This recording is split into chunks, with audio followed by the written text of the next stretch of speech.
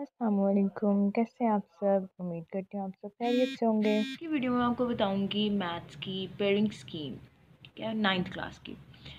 तो सबसे पहले हमें पता है टोटल मार्क्स हमारे 75 है मैथ के पेपर में, और क्राइटेरिया चेंज हुआ है तो पासिंग मार्क्स आपको 40% लेनी है, यानी 75 में से अगर 30 मार्क्स आप लेते हैं तो ही पास होंगे।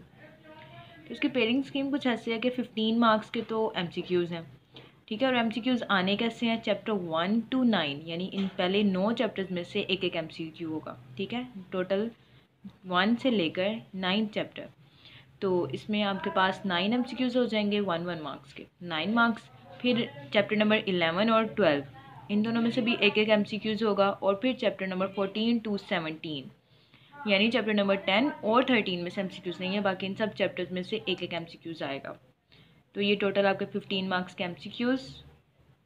उसके बाद शॉर्ट क्वेश्चंस के 3 पार्ट्स होते हैं, तो क्वेश्चन नंबर 2, 3 और 4। तो इन क्वेश्चंस में आपके पास शॉर्ट क्वेश्चंस होंगे।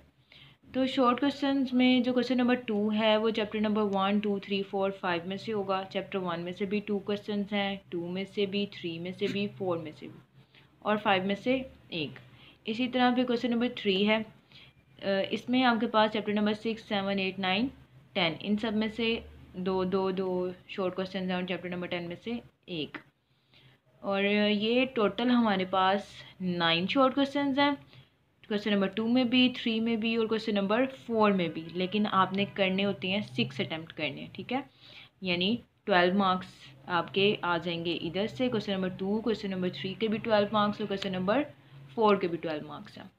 और क्वेश्चन नंबर 4 में आपके पास है यूनिट नंबर 11, इसमें से भी एक शॉर्ट क्वेश्चन है। यूनिट नंबर 12 में से भी एक है, यूनिट नंबर 13 में से भी एक है, और 14 में से भी एक है, और 15 और 17 में से दो शॉर्ट क्वेश्चन हैं, और 16 में से भी एक है।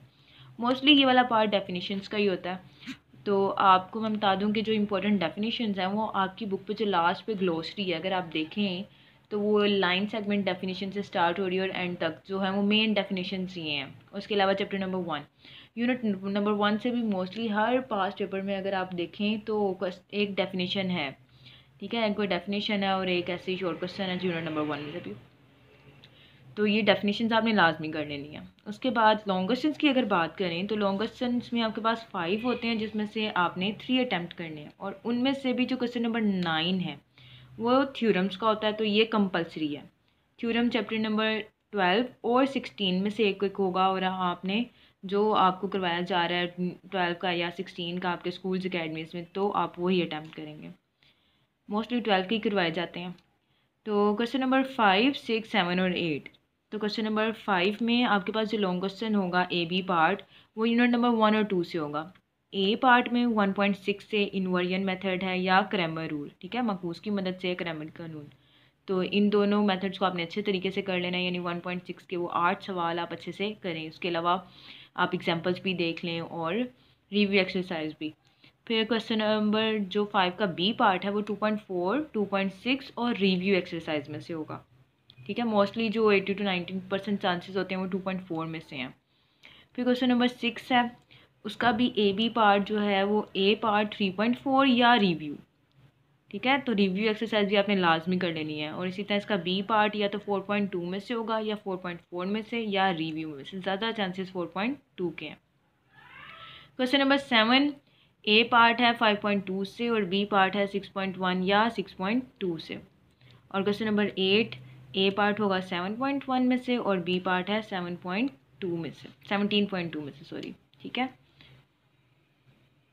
Thanks for watching. अल्लाह हाफिज़।